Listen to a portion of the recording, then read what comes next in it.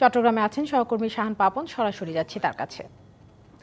পাপন, ভালো অবস্থানে জিম্বাবুয়ে, কি মনে হচ্ছে টাইগারদের জন্য কতটা চ্যালেঞ্জ অপেক্ষা করছে? এরশাদ, আমরা যেটা বরাবরই দেখে আসি, বিশেষ করে চট্টগ্রামের গ্রাউন্ডে আমরা যেটা দেখে আসি যে সকালের সেশন এবং বিকেলের সেশনের বাইরে মাঝের যে সেশনটা থাকে সেই সেশনটা কিন্তু আসলে পুরোটাই মানে ব্যাটারদের দখলে থাকে। আপনি জানেন যে চিটাগংয়ের উইকেট সবসময় একেবারে রান বন্যায় ভাসতে থাকে।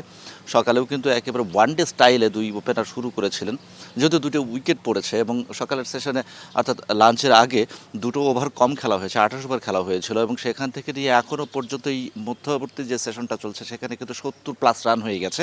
এখনও পর্যন্ত কোনো উইকেট নেওয়া সম্ভব হয়নি বাংলাদেশের ব্যাটারদের জন্য। যেটা বলছিলাম যে সকালে উইকেটে ময়েশ্চার থাকে, সেটার একটা সুবিধা বোলাররা পেয়ে থাকেন শুরুর দিন, এবং বিকেলের যে সেশনটা হয় অর্থাৎ চা বিরতির পরে শেষ যে সেশনটা হয় সেখানে বোলাররা কিছু একটা প্রাধান্য বিস্তার করে বল করতে পারে। তার আগে মাঝের সেশনটাতে একেবারে পুরোটাই ব্যাটারদের জন্য।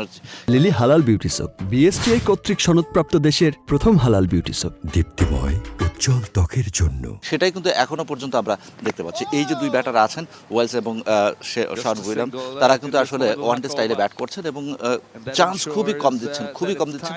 সেটা হাফ চান্স বললেও কিন্তু ভুল হবে। দূরহ কিছু চান্স দিচ্ছেন, কিন্তু সেটা আসলে নেওয়া সম্ভব হচ্ছে না। যদিও ক্রিকেটে বলা হয়ে থাকে যে হাফ চান্সকে ফুল চান্সে পরিণত করতে হবে, কিন্তু সেটাও আসলে তারা দিচ্ছেন না। তারা স্বাচ্ছন্দ্যে ব্যাট করে চলেছেন। এখন বাংলাদেশের বোলারদের মানে তাকিয়ে থাকতে হবে শেষ সেশনের জন্য। সেখানে আলোর স্বল্পতা এবং ফ্লাড লাইট সব মিলিয়ে উইকেটের কিছুটা বৈপরীত্য, সেগুলো মিলিয়ে আসলে প্রতিপক্ষকে চেপে ধরা এখন দেখার বিষয় সেই সেশনটা আসলে কেমন হয় বাংলাদেশের জন্য। ঈশ্বর, ধন্যবাদ শাহান পাপন।